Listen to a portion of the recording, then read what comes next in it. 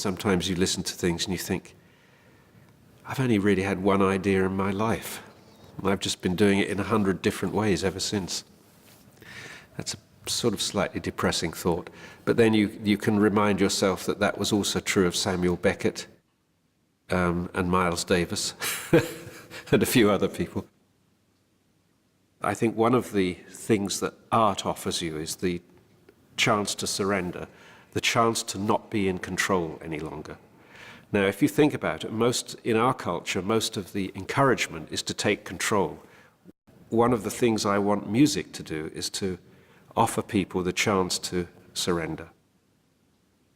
Everything good proceeds from enthusiasm.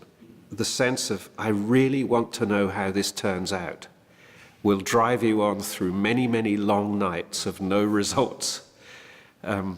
Whereas the feeling of, I think I ought to do this, dries up very quickly. The big mistake is to wait for inspiration. It won't come looking for you. It's not so much creating something, I think, it's noticing when something is starting to happen, and noticing it and then building on it and saying, okay, that's new. That hasn't happened before. What does it mean? Where can I go with it? I often think that artists divide into the musical Oklahoma, the farmer and the cowboy.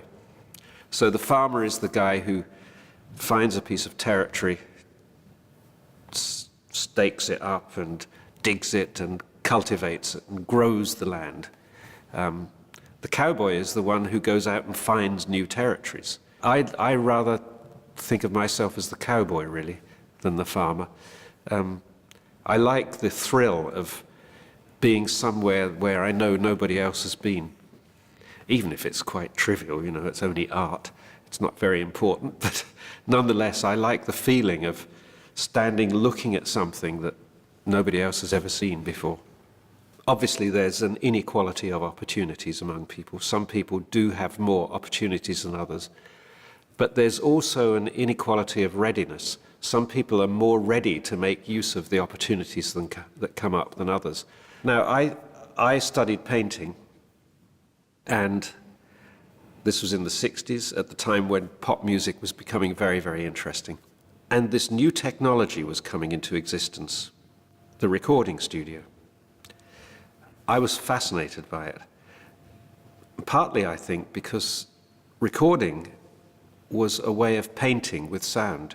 Similarly, new instruments were appearing, the synthesizer, which had no history. There was no correct way of playing synthesizers. So I got in early. I could play it any way I wanted. I didn't have to go and learn how to play synthesizer. But it was a choice. You know, I could have decided to learn the drums. God knows what would have happened then. Another bad drummer in the world.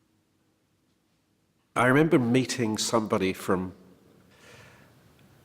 a German electronic band, who shall remain nameless, and he said, I am after the perfect sine wave. And the interesting thing is that the least interesting sound in the universe probably is the perfect sine wave. It's the sound of nothing happening. It's the sound of perfection. And it's boring, you know.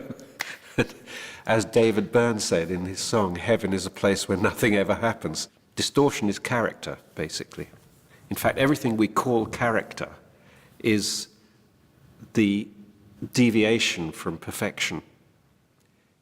So perfection to me is characterlessness.